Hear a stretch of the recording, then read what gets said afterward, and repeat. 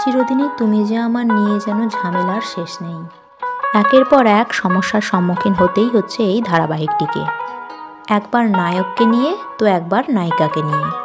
এই তো কয়েকদিন আগে দিতিপ্রিয়া ধারাবাহিক ছেড়ে অন্যত্র চলে গেছেন এবং তার পরিবর্তে অভিনেত্রী শিরিন পালকে নতুন অপর্ণা রূপে নিয়ে আসা হয়েছে ধারাবাহিকে। এবং তারপর থেকে এই কদিন বেশ শান্তিপূর্ণভাবেই চলছিল ধারাবাহিকের শুটিং।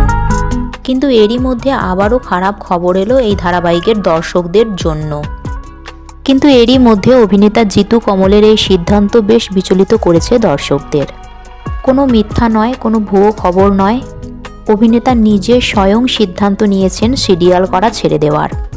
অভিনেতা জিতু কমল নিজের সোশ্যাল মিডিয়া পোস্টে স্পষ্ট করে জানিয়েছেন, চিরদিনই তুমি যে আমার ধারাবাহিকটি তার শেষ ধারাবাহিক।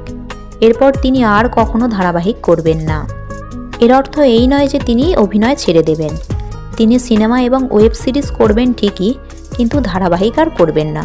কারণ এই চিরদিনই তুমি যে আমার ধারাবাহিকটি করতে গিয়ে তাকে যে অপমান এবং সমস্যার সম্মুখীন হতে হচ্ছে বারবার, তা তিনি আর সহ্য করতে পারছেন না। তাই তিনি এত বড় একটা সিদ্ধান্ত নিয়েছেন।